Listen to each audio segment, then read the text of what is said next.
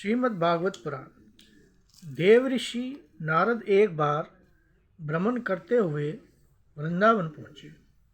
उन्होंने देखा कि एक युवती अपने दो पुत्रों को साथ लेकर विलाप कर रही है।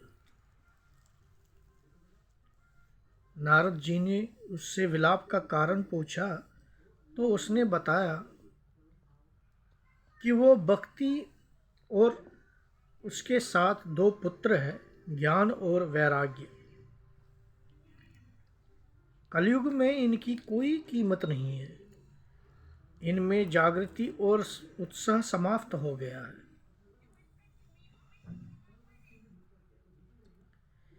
जब से वृंदावन में आई हूँ तब से मेरा रूप यौवन वापस आ गया है, किंतु मेरे ये दोनों पुत्र अपने पहले के सम्मान को प्राप्त नहीं कर पाए हैं। नारद जी ने कहा कि इसका कारण ये है कि वृंदावन में भक्ति की तो प्रबलता है।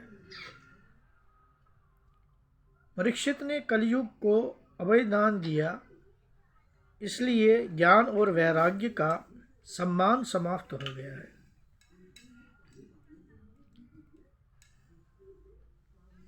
तब नारद जी ने ज्ञान और वैराग्य को सक्रिय करने के लिए अनेक उपाय किए। पहले तो उन्होंने उन दोनों के कान में कहा,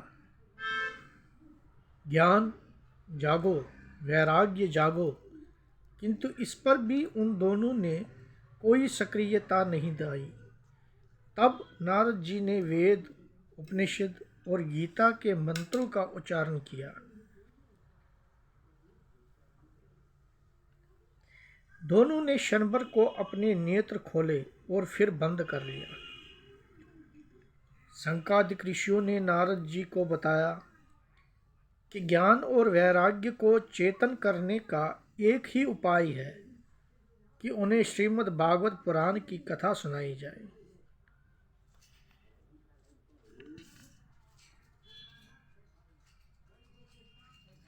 नारद जी ने संकादिक ऋषियों की सलाह पर हरिद्वार के समीप गंगा के किनारे आनंद नामक रमणीय स्थल पर 12 स्कंद और 18,000 श्लोकों वाले श्रीमद् भागवत की कथा सुनाने का आयोजन किया। यह कथा सप्ताह तक चली तो भक्ति को और दोनों पुत्र ज्ञान और वैराग्य को नवजीवन और नवयौवन मिला। व्यास जी बोले कि ऋषियों द्वारा सुनाई गई श्रीमद् भागवत पुराण की कथा वेद उपनिषद का सार रूप है। यह कथा जीवों का उद्धार करने वाली और मोक्ष प्रदान करने वाली है। यह कथा ऐसी है कि इसे दुराचारी से दुराचारी व्यक्ति भी सुनकर कल्याण को प्राप्त होता है। इसका प्रभाव इतना महान है कि प्रेत योनि में पड़ा व्यक्ति भी वैकुंठ प्राप्ति कर लेता है।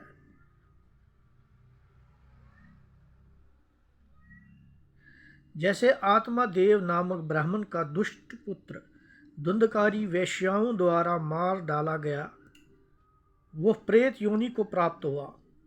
उसका तीर्थों में श्राद्ध करने पर भी उद्धार नहीं हुआ। तब उसके भाई गोकर्ण जी महाराज ने उसे 1 सप्ताह तक श्रीमद् भागवत पुराण की कथा सुनाई और उसका उद्धार किया। इस कथा का श्रवण अगर जीवित काल में हम लोग करें तो हम सबका यह कल्याण होगा।